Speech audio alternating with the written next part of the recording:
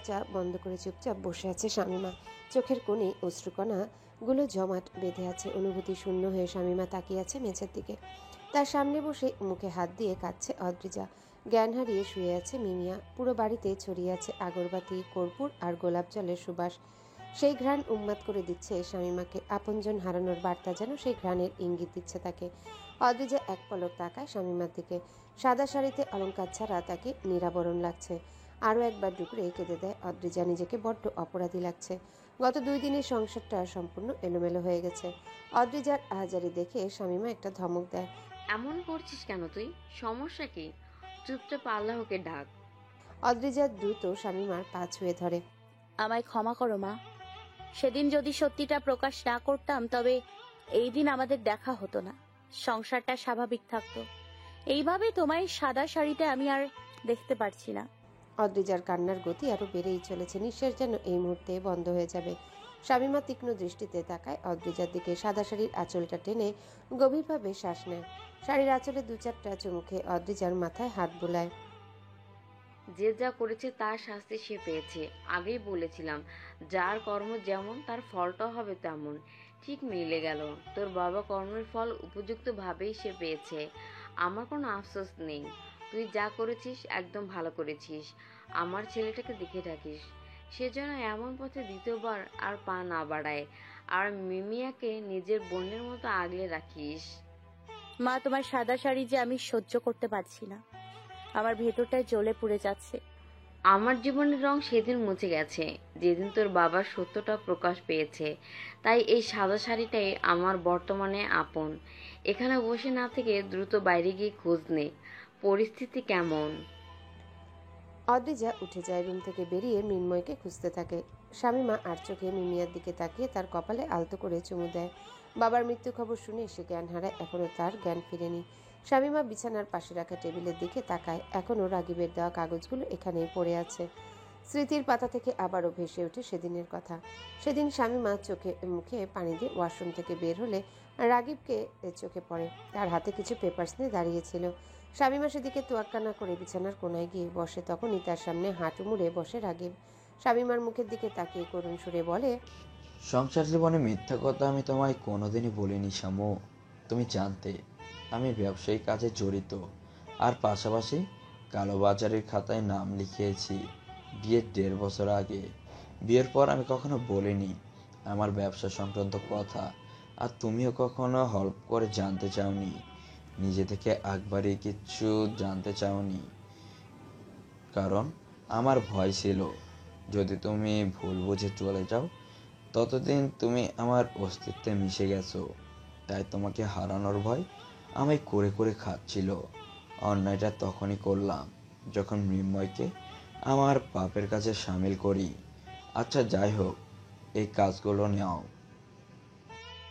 রাগিব শামীমার কোলে কাগজগুলো রাখে। তৎক্ষণাৎ ভুরু কুঁচকে যায় তার। প্রশ্নবিদ্ধ চোখ নিয়ে তাকায় রাগিবের দিকে। চোখাচোখি হতেই আবারও দৃষ্টি সরিয়ে নেয় অন্যদিকে। এই কাগজগুলো তোমার বাড়ির, শামীমা শান্তিনিবাস। বাড়ি আমার সম্পূর্ণ হালাল রোজগারের টাকায় করা হয়েছে। জানি বিশ্বাস হয়তো করবে না, কিন্তু এটাই সত্যি। এই কাগজগুলো তোমার হাতে তুলে দিতে পেরেছি, এটাই আমার শান্তি। আমার অবর্তমানে এই বাড়ি তোমার স্মৃতি হিসেবে জড়িত থাকবে। ভালোবাসার 4 দেয়ালে মুড়িয়ে থাকবে তুমি। আমি ছেড়ে দেব, সব ছেড়ে স্বাভাবিক জীবনে ফিরে আসব। কথা দিলাম তোমায় শ্যামো। একটা অনুমতি চাই। অবশ্য অনুমতি চাওয়ার কি আছে, তুমি আমার, এটা তো আর মিথ্যা নয়। হুট করে রাগিব শামীমার কপালে ভালোবাসার পরশ এঁকে দেয়। রাগিবের 2-4 ফোঁটা চোখের পানি পড়ে শামীমার গালে। শামীমা চকিতে তাকালেই দ্রুত রুম থেকে বেরিয়ে যায় রাগিব। তারপর থেকে প্রায় 2 দিন রাগিবের খোঁজ পাওয়া যায়নি। তন্ন তন্ন করে মৃন্ময় চারিদিকে লোক লাগিয়ে দেয় রাজীবকে খুঁজতে। বাড়ি জুড়ে পড়ে যায় আহাজারি। শামীমা অধীর আগ্রহে অপেক্ষায় থাকে রাগিবের। নিজেকে পাল্টে কবে আসবে রাগিব। শামীমার অপেক্ষার অবসান এবার হলো। 2 দিন পর রাগিব আবারও ফিরে এসেছে মেহেরাব বাড়িতে, তবে জীবিত নয়, মৃত। আজ কাকডাকা ভোরে একটা গাড়ি থেকে হুট করে প্লাস্টিকের প্যাকেটে মোড়ানো একটা লাশ এনে ফেলা হয় মেহেরাব বাড়ির সামনে। বিষয়টা চোখ এড়ায়নি সিকিউরিটিদের।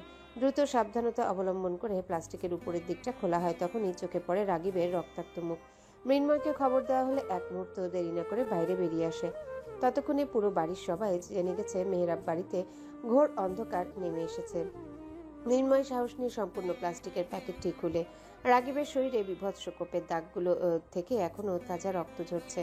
লাশের গায়ে সাদা কাগজে একটা চিরকুট, যা রক্তে লাল হয়ে আছে। রক্তে ভিজে যাওয়া চিরকুটটি সাবধানে সঙ্গে খুলে পড়তে থাকে মৃন্ময়। রক্ত খেলা শুরু তুই করেছিস, আর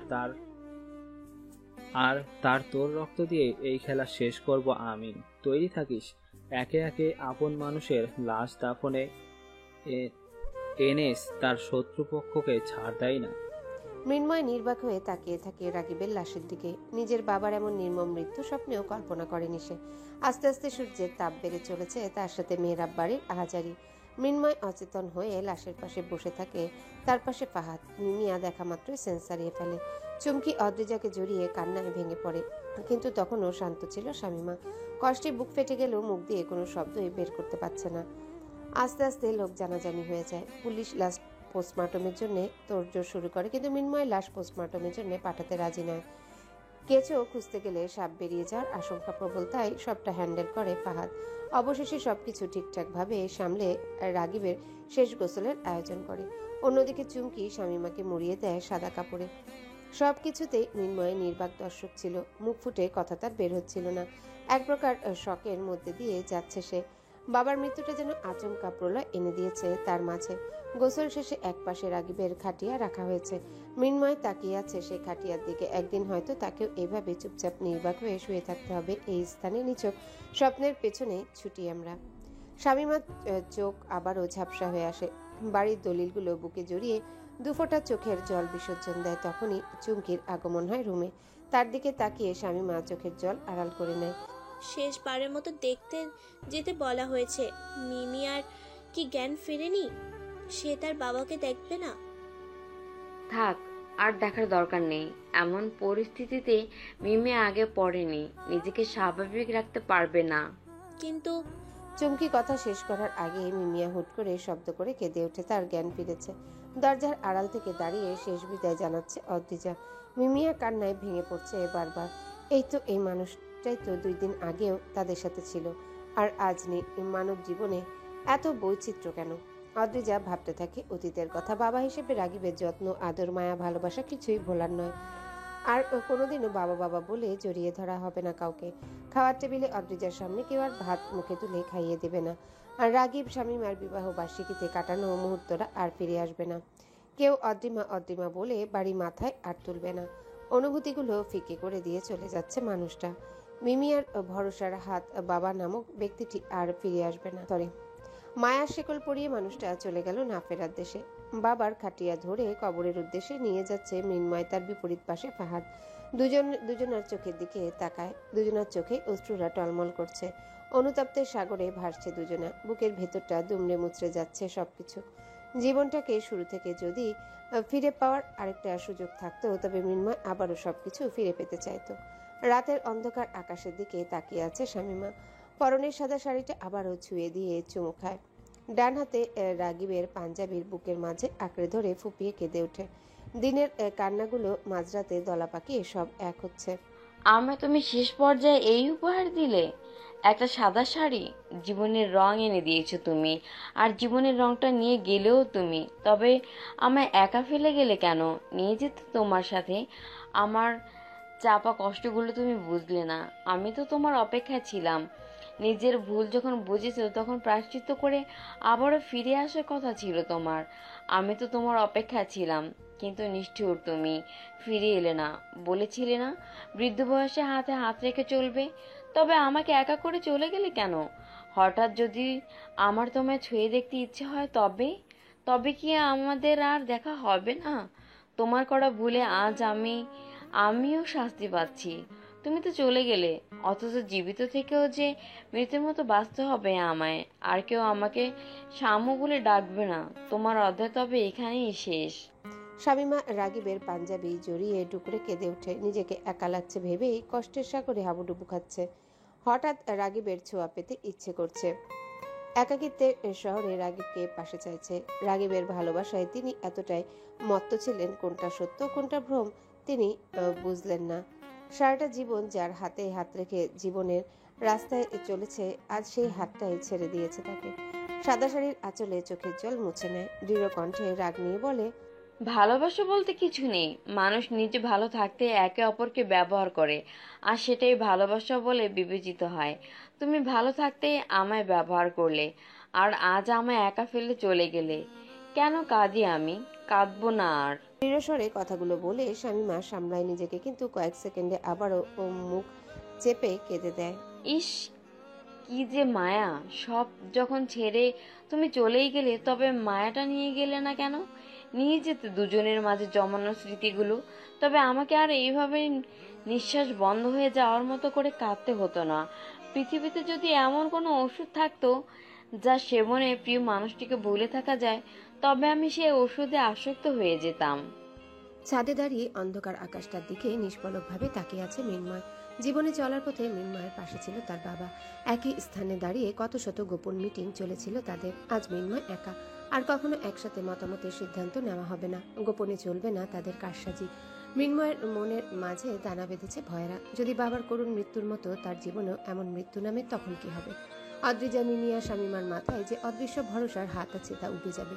গালে গড়িয়ে পড়া নোনা জল বাম বাহুতে মুছে আবারও আকাশের দিকে তাকিয়ে থাকে। মনে মনে দৃঢ় প্রতিজ্ঞা গ্রহণ করে, যারা শাস্তি দিয়েছে তাদের একজনও জীবিত থাকবে না। এই খেলা হয় অপরপক্ষ বিলীন হবে, না হলে মৃন্ময় বিলীন হবে। ফাহাদ নিঃশব্দে ছাদে এসে দাঁড়িয়ে থাকে। আড়ালে কাঁদতে কাঁদতে তার চোখ ফুলে গেছে। সবার সামনে গিয়ে দাঁড়াতেও অস্বস্তি হচ্ছে। ছেলেরা বুঝি কাঁদে? সমাজের এমন অনর্থক প্রশ্নে ফাহাদকে বেশ পীড়া দেয়। যার হৃদয় আছে তার চোখে জল আছে। হৃদয়ের মারাত্মক আঘাতে চোখের নোনা জল আসবেই।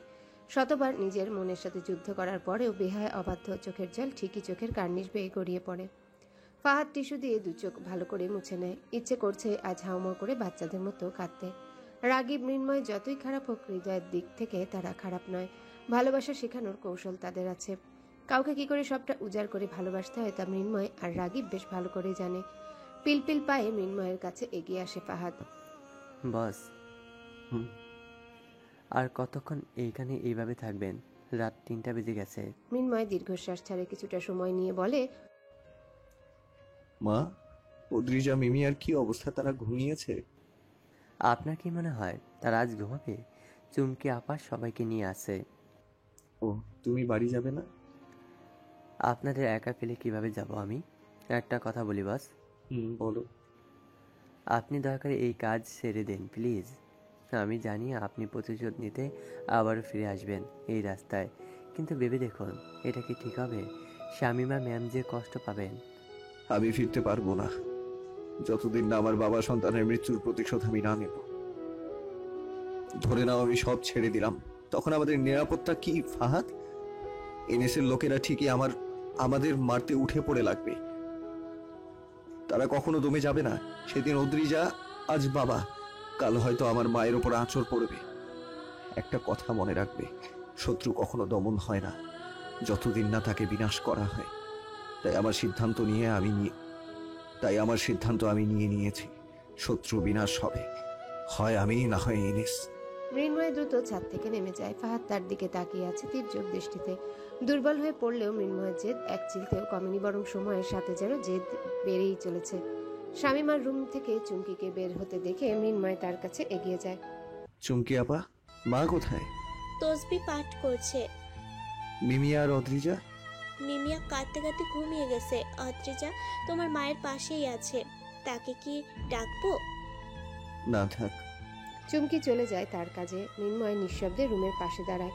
দরজাটা সামান্য ফাঁক করে রুমের ভিতর তাকাতেই একপাশ থেকে চোখে পড়ে শামীমাকে। সাদা শাড়িতে এক হাতে তসবি নিয়ে বিড়বিড় করছে। তার পাশেই অদ্রিজাকে দেখা যাচ্ছে।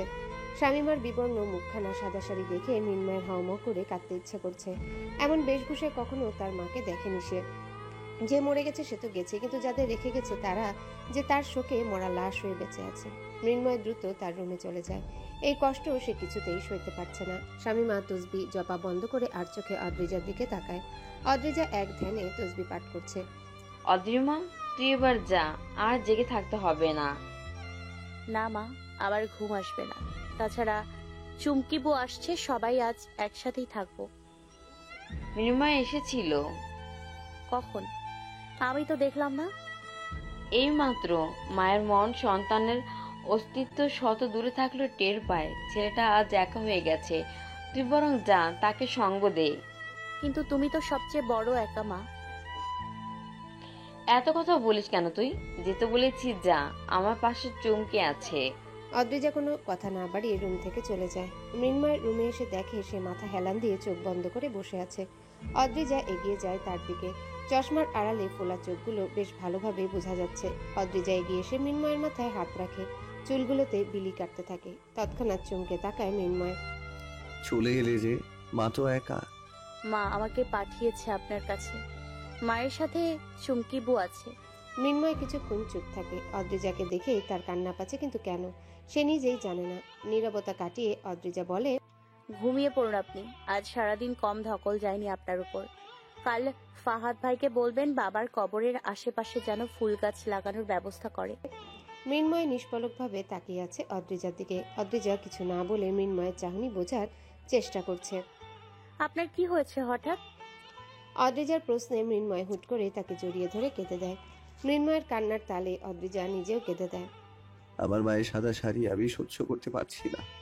আমার শ্বাস বন্ধ হয়ে আসছে। আমি কি করবো অদ্রিজান? পাপিষ্ট কর্ম থেকে যদি না ফিরে আসেন তবে আমাকেও হয়তো খুব শীঘ্রই সাদা শাড়ি ছুতে হবে। অদ্রিজার দৃঢ় কণ্ঠে চমকে তাকায় মৃন্ময়। অদ্রিজাকে সাদা শাড়িতে কেমন লাগবে ভাবতে মৃন্ময়ের দুনিয়া এলোমেলো হয়ে যায়। একটা ভয়ঙ্কর প্রলয়ঙ্করী ঝড় তাকে আঘাত করছে। বুকের ভেতরটা এসব ছাই হয়ে যাচ্ছে। যে করেই হোক শত্রুর বিনাশ তাকে করতেই হবে। আলিশান একটা রুমে ড্রিঙ্কসের গ্লাস নিয়ে বেডের সাথে হেলান দিয়ে বসে আছে এনএস। তার পাশেই লতিফা, কিছুটা দূরে থাকা সোফাটায় রনি। ড্রিঙ্কসের গ্লাসে এক চুমুক দিয়ে এনএস বলে, অবশেষে মৃত্যুঞ্জয়ের বুক বরাবর তীরটা নিক্ষেপ করতে আমরা সক্ষম হয়েছি। এনএসের কণ্ঠে আক্ষেপ নিয়ে লতিফা বলে, আমার মনে হয় না আমরা পার পেয়ে যাব, কারণ মৃন্ময়ের মাঝে এবার প্রতিশোধের আগুন জ্বলে উঠবে। আহা, খুশির মাঝে এমন কথা বলো কেন তুমি? রনির বুদ্ধিতেই আমরা রাগীবকে কিডন্যাপ করতে সক্ষম হয়েছি। ভাগ্যিস রাগীবকে একা রাস্তায় পেয়ে দ্রুত গাড়িতে তুলে নেই, না হলে এমন সুযোগ আমাদের হাতে আর আসতো না। এনএসের কথা শুনে দাঁত কেলিয়ে হাসে রনি। তার শত্রু মৃন্ময়ের ক্ষতি করতে পেরে বেশ খুশি সে। এর মাঝেই লতিফার এনএসের মাঝে কথা কাটাকাটি শুরু হয়ে যায়। তখন রনি বলে, স্টপ ইট। এইসব ঝগড়া বাদ দিয়ে পরবর্তী প্ল্যানিং সম্পর্কে ডিসকাস করো। মনে আছে আমার হাতে সময় কম, মাকে নিয়ে আমাকে ইন্ডিয়া যেতে হবে। তার আগে অন্তত আমার শত্রুর শেষ দেখে যেতে চাই আমি। গুড, এই জন্য তোকে আমার ভীষণ ভালো লাগে।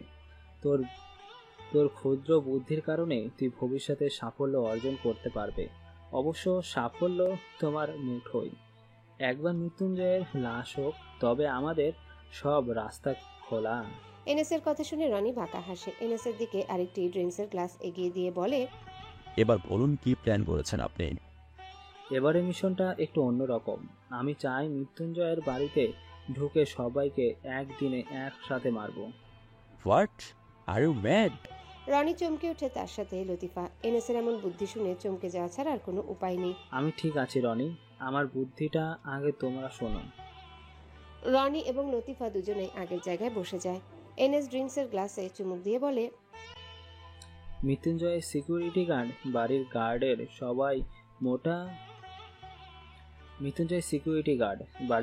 সবাই মোটা অঙ্কের টাকা দিয়ে হাত করবে। আগে থেকেই সবাইকে অ্যালার্ট করে রাখবে। সুযোগ বুঝে গভীর রাতে আমরা হামলা করব। এক রাতেই শেষ হয়ে যাবে মেহেরাব বাড়ি। এনএসের কথায় ভ্রু কিঞ্চিত কুচকে নেয় রনি। বিরক্তি মুখ কুচকে বলে, এতে আমাদের অনেক লস হবে। বিকল্প রাস্তা ভাবুন। এইসব গার্ডের পিছনে এত টাকা ঢেলে পরবর্তীতে যদি সফল না হয়, তবে তার থেকে ভালো সার্ভেন্টদের দলে এনে খাবারের সাথে বিষ মিশিয়ে দেওয়াটাই বেটার অপশন। উফ, উল্টোপাল্টা কথা বলে আমার মাথা খারাপ করো না একদম। এদের পিছনে লক্ষ টাকা গেলেও মৃত্যুঞ্জয়ের মৃত্যুতে আমাদের কোনো কোটি কোটি ইনকাম হবে। তাছাড়া আমি মৃত্যুঞ্জয়কে নিজে হাতে মারতে চাই। এই কয়েক বছরে সে অনেক লস করিয়েছে আমার কাছে। আমার তো সেই সব হিসেব নেওয়া এখনো বাকি। তাই না বুঝে কথা না বলে যা বলছি তাই করো। ওকে। রনি এনএসের কথায় সহমত জানিয়ে হাসতে থাকে। কেটে গেছে আরও 8 দিন। এই কয়েকদিন এক চুল পরিমাণও মেহেরাব বাড়ির পরিবেশ বদলায়নি। মিমি আর শামিমা নিজেকে রুমবন্দি করে নিয়েছে। মৃন্ময়ের সাথে যোগাযোগ বন্ধ শামিমার। ছেলের উপর মনে মনে ভারী অভিমান জন্মেছে তার। মিমিয়া তার ভাইয়ের সাথে কথা বলে না, মা ছাড়া সবাইকে এখন তার বিরক্ত লাগে। নিজেকে সম্পূর্ণ গুটিয়ে নিয়েছে। বর্তমানে বেশিরভাগ সময় বাড়িতেই সময় কাটায় মৃন্ময়। বিকেল গড়িয়ে সন্ধ্যা হতে চলল, তখনই ফাহাদ হুড়মুড় করে মৃন্ময়ের সাথে দেখা করতে আসে। মৃন্ময় লিভিং রুমে বসা ছিল, তাকে দেখে ফাহাদ কানের সামনে মুখ নিয়ে বলে, বস কোনো কথা না বলে দ্রুত ছাদে যান, আমি আসছি। ফাহাদের আচরণ মৃন্ময়ের কাছে খটকা লাগলো। ফাহাদের ইশারা বুঝতে পেরে ছাদে চলে যায়। তার পেছন পেছন ফাহাদও এগিয়ে যায়। ছাদের একদম কোনায় দাঁড়িয়ে আশেপাশে ভালো করে পরখ করে ফাহাদ বলে, হ্যালো বন্ধুরা, পরবর্তী পার্ট খুব তাড়াতাড়ি আসবে, তো সবাই অপেক্ষায় থাকো। আর চ্যানেলটি যারা এখনো সাবস্ক্রাইব করনি তারা পরবর্তী পার্ট দেখার জন্য চ্যানেলটি সাবস্ক্রাইব করে রেখো। ধন্যবাদ সবাইকে, আমাদের সাথেই থেকো।